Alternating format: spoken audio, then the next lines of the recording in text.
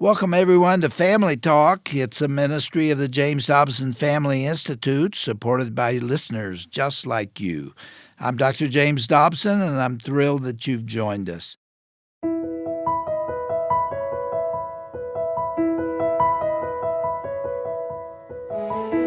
Well, welcome to Family Talk, the broadcast ministry of the Dr. James Dobson Family Institute. I'm Roger Marsh, and today we are continuing a special presentation featuring Dr. Ben Carson, recorded at an event right here in Colorado Springs. By the way, if you missed part one of this powerful message, you can catch up by visiting us on the Family Talk app or by going to drjamesdobson.org/Family Talk. Now, before we begin today's broadcast, a reminder about a special new resource that's available for you and your family and perfect for this Advent season. As we know, the Christmas season is full of joy and wonder and hope, and that's because Jesus Christ literally is the reason for the season. But how do we keep the focus on Jesus and not on all the cultural activities that can distract us, attractive though those distractions may be? Well, in a brand new specially created Advent series, JDFI's own Dr. Owen Strachan, our Senior Director of the Dobson Culture Center, has created a 12-day devotional approach to Christ's coming, leading you all the way up through Christmas Eve. Dr. Strachan will explore the Christmas story in all its beauty and all its delight, and some of its difficulties as well. This unique series is perfectly suited for families as it comes in an easy-to-read format and also includes a short teaching video for each day's devotion. Now, you can sign up for this new Advent devotional series when you go to drjamesdobson.org, and you'll see the link there on our landing page. That's drjamesdobson.org. Check out the brand new 12-day Advent series, courtesy of Dr. Owen Strachan, the Dobson Culture Center, and the Dr. James Dobson Family Institute. You will be glad you did. Now, regarding today's program, you may know Dr. Ben Carson as the pioneering neurosurgeon who made history with the first successful separation of conjoined twins. Or perhaps you remember him as our nation's Secretary of Housing and Urban Development under President Trump. Or perhaps you've seen his inspiring life story portrayed in the film called Gifted Hands. Well, today he's not only a best-selling author, but he's also a grandfather. He and his wife Candy, having raised their three wonderful sons, are now enjoying spending time with their grandkids as well. We are excited to share that this December marks a special opportunity for our ministry. I mentioned that the program you're about to hear is part of our 2024 Best of Broadcast collection. Well, we would love to send you this special 6-CD set as our way of thanking you for your gift of any amount in support of the Dr. James Dobson Family Institute. And the history-making part is, now through December 31st, every gift we receive here at the ministry will be doubled. Your generous year-end donation, doubled in impact, will help us continue strengthening families across America in the year ahead. So make your request known online. Go to drjamesdobson.org. That's drjamesdobson.org, and take advantage of our special dollar-for-dollar matching grant. And now, let's join Dr. Ben Carson for the conclusion of his presentation. Last time, he began by sharing his perspective on environmental stewardship and climate policy. Today, he'll continue by discussing how Americans can work together through these issues using logic and common sense. One of the things that we have to begin to push is logic and common sense. Logic and common sense will tell you, yes, green renewable energy is a good thing. It's a desirable goal. But it's also true that we have a lot of fossil fuels, and we've learned how to use them in a clean way. And there's nothing that says you can't pursue one goal while you use the other. You use what you got to get what you want. And you don't make them mutually exclusive. And you sit down with the facts on the table, and you work together to determine how to do things. And the students at this very liberal university found that quite appealing to them. There was a lot of applause for that, and that was very good.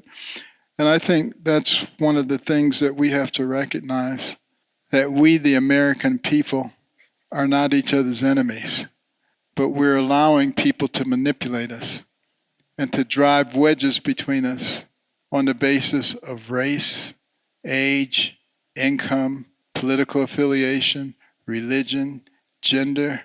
They're just driving the wedges, driving us apart, making us hate each other, which is, again, contrary to our Judeo-Christian founding value of love your neighbor as yourself.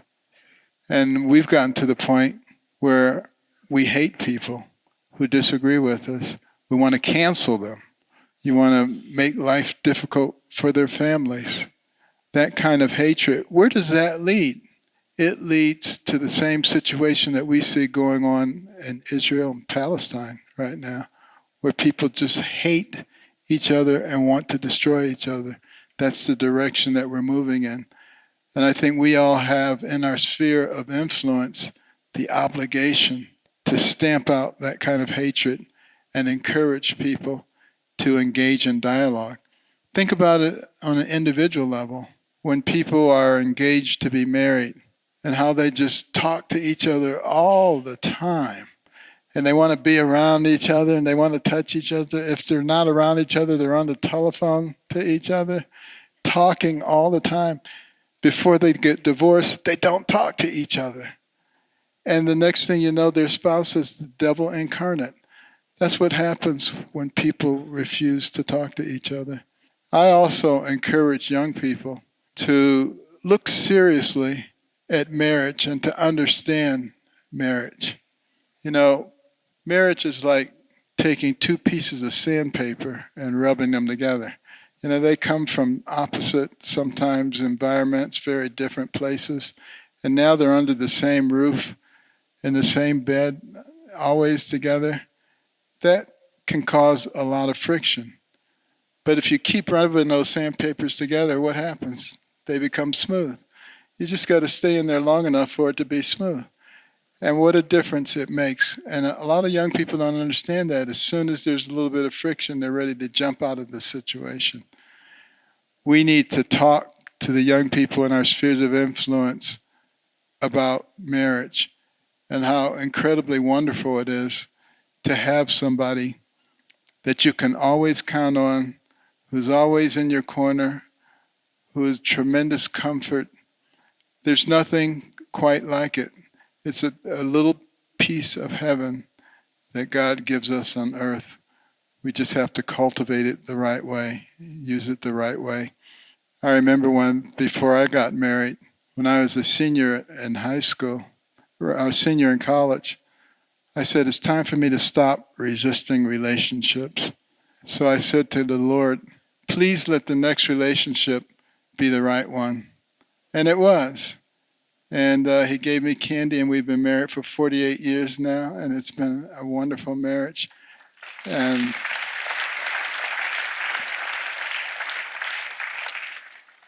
she was so wonderful. You know, she has a degree from Yale, a degree from Johns Hopkins, is very well educated. Many of you know her. She's a violinist as well.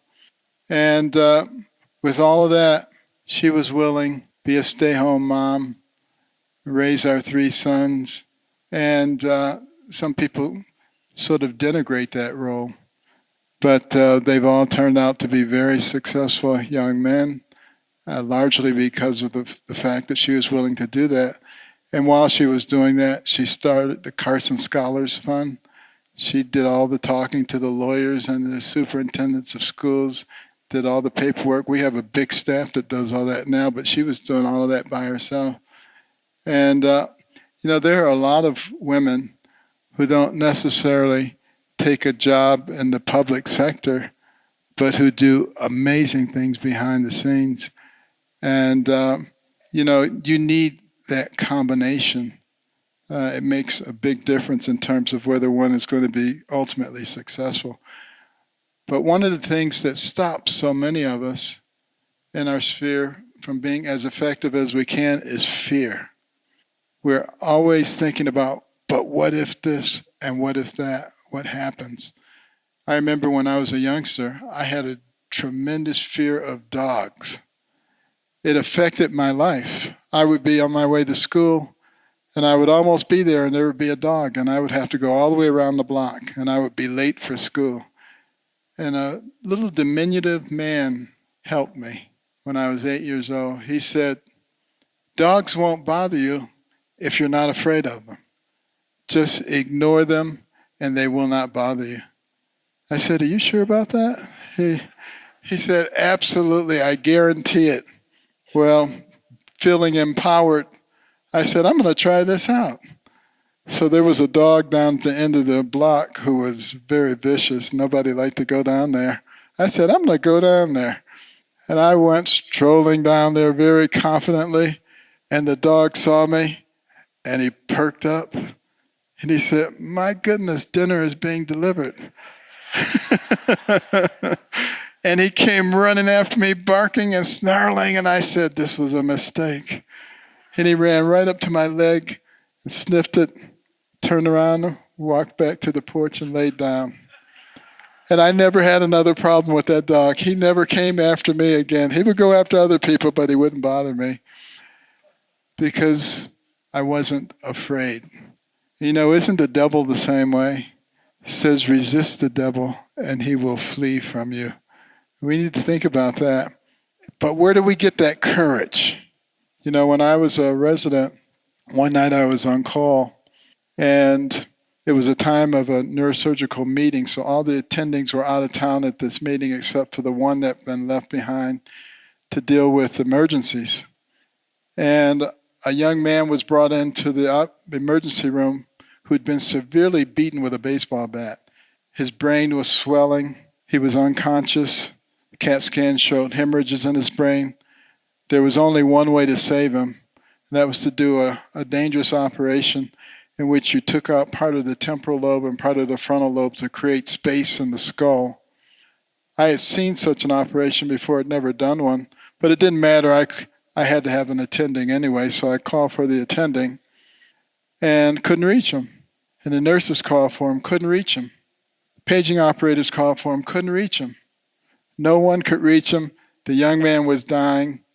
I had to make an incredible decision. Should I risk my career and take him to the operating room, which was illegal, and do an operation I had never done before? Or should I do the safe thing and just intubate him, put him on high-dose steroids, put him in the ICU, and let nature take its course?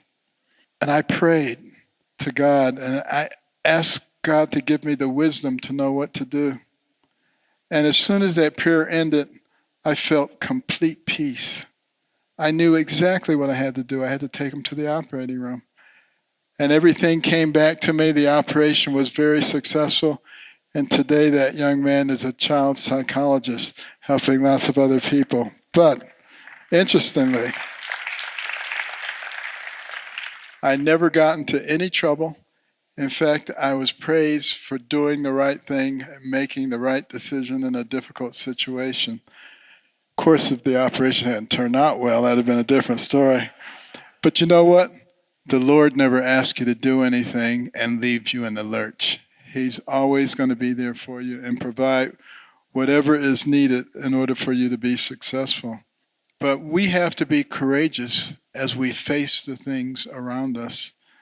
You know, yesterday I was on Newsmax talking about something that was going on in the state of Oregon. The state education board had decided to no longer require you to be able to complete a basic skill test in order to graduate from high school. They said it was unfair to minorities. Have you ever heard anything so racist as that?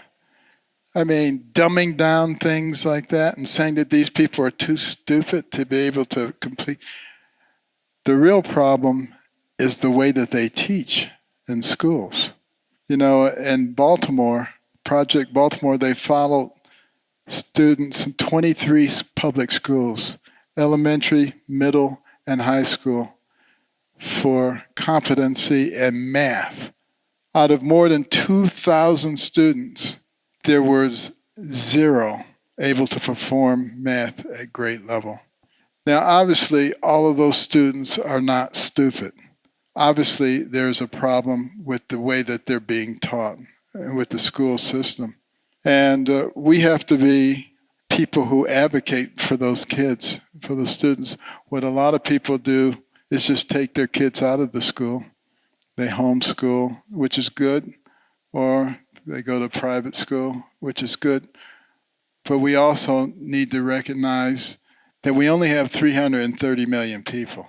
We have to compete with China and India. They have 3 to 4 times that many people. That means we need to develop all of our people. We can't leave some people out and just say, too bad, because that will come back to haunt us as a nation if we do that. And then we have to keep our eyes open and look and see what's happening around us. Look what's happening in Israel and in Gaza right now.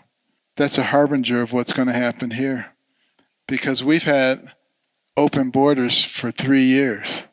And if the terrorists are not coming in those 3 years and making big plans for us, they are guilty of terrorist malpractice.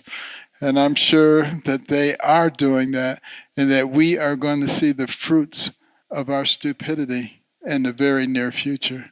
And, we're going to have to be strong, and we're going to have to support each other, and we're going to have to work together.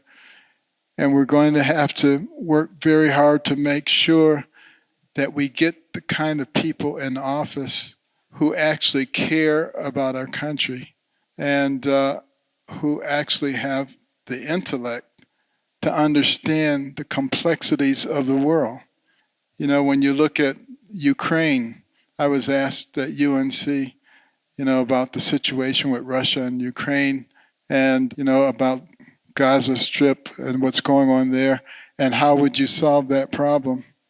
Well, I had to take that opportunity to say, those are problems that shouldn't be going on right now. If we had the kind of leadership that knew how to project strength, we wouldn't have those problems. You create the problems, then you ask us to solve them. And those, our energy policies have empowered Putin. He wouldn't have ever been able to do what he did if we hadn't had silly energy policies and put all that money in his hand.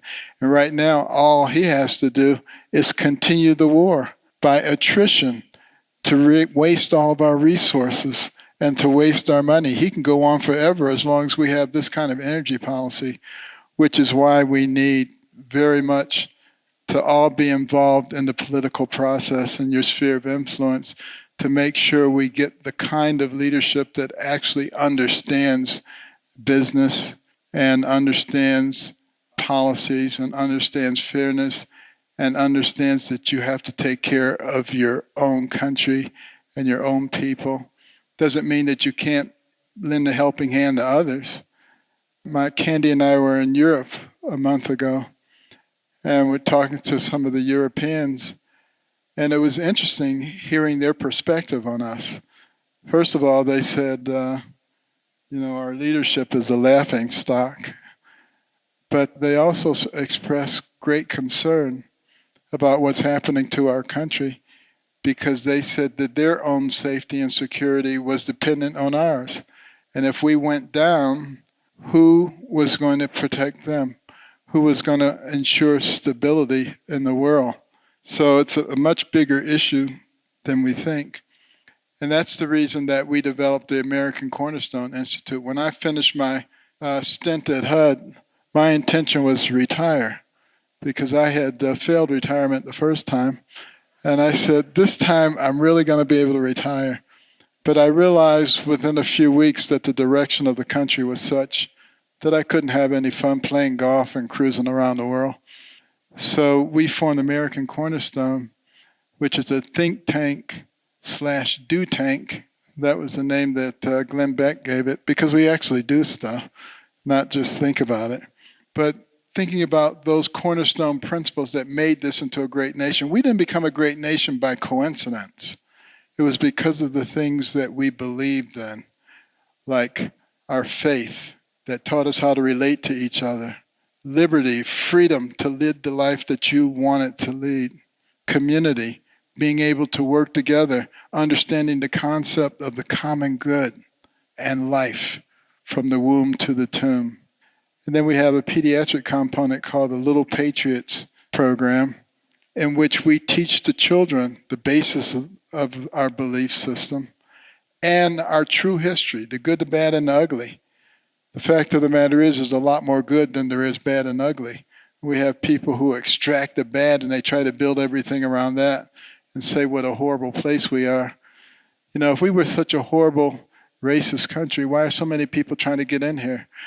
And when they get here, wouldn't they call all their friends and relatives and say, don't come here, it's a horrible place? Obviously, that's not what's going on.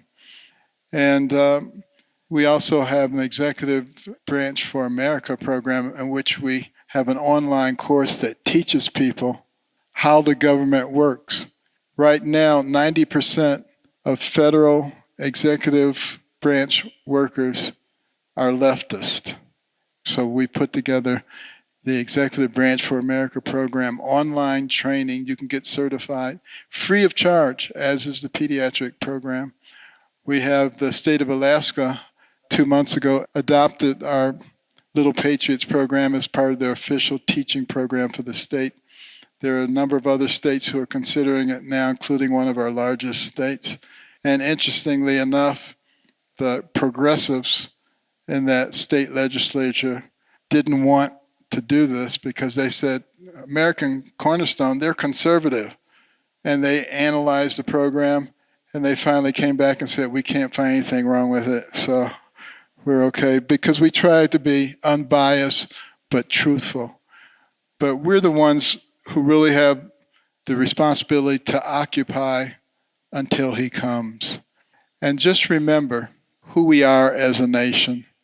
In 1831, Alexis de Tocqueville came to this nation because the Europeans wanted somebody to analyze what was going on in America. How could a nation barely 50 years old already be competing with them on virtually every level? De Tocqueville was going to dissect things and find out, so he looked at our government, and he was duly impressed by our separation of powers, our checks and balances. And then he looked at our business environment, and he was very impressed by the fact that we created an environment that encouraged entrepreneurship and innovation. That's why so many inventions come out of America. 90% in the last 150 years come out of this country. And then he looked at our educational system, and he was blown away. He could find a mountain man in the middle of the forest, and the guy could read. And the guy could tell him about the Declaration of Independence. And if you really want to be impressed, look up a 6th grade exit exam from 150 years ago. See what you had to do to get a 6th grade certificate. You see these people today on these man on the street interviews, they don't know anything. They're completely ignorant. That's not the way our country always was. But the thing that impressed them the most were the churches. As he went across this country and he listened to the sermons that were coming from those pulpits, the sermons that encouraged a ragtag bunch of militiamen to be able to beat the most powerful and organized military force on the planet. Sermons that gave the American people a basis of morality. And he concluded his extensive analysis of America by saying, America is great because America is good. And if America ever ceases to be great, she will cease to be good. And now it's our turn to take part in making sure that America is good. Thank you.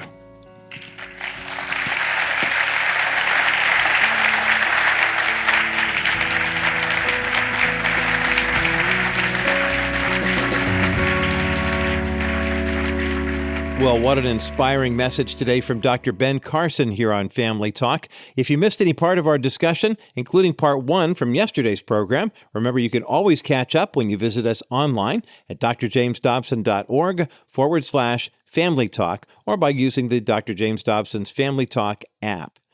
Presentations like the one we heard today remind us of the value of revisiting these meaningful moments. Hearing them once just isn't enough. That's why we've gathered our most impactful programs from this year onto our 2024 Best of Broadcast collection. Now, this highly anticipated resource is available right now, either as a 6-CD set or a digital download. The collection includes conversations with trusted voices like Dr. James Dobson, Eric Metaxas, Johnny Erickson Tada, and more, along with many other pastors, authors, and experts who share biblical wisdom for your family. Now, we'd love to send you this collection as our way of thanking you for your gift of any amount in support of the Dr. James Dobson Family Institute. So give your gift online at drjamesdobson.org or call us at 877-732-6825. And keep in mind, we have a special matching gift in place now through the end of the year.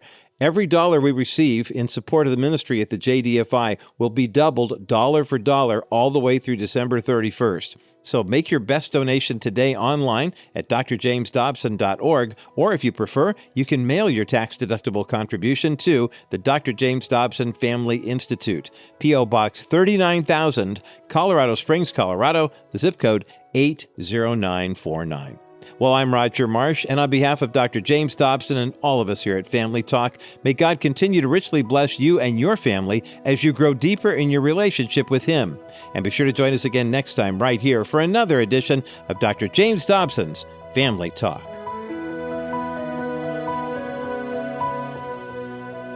This has been a presentation of the Dr. James Dobson Family Institute.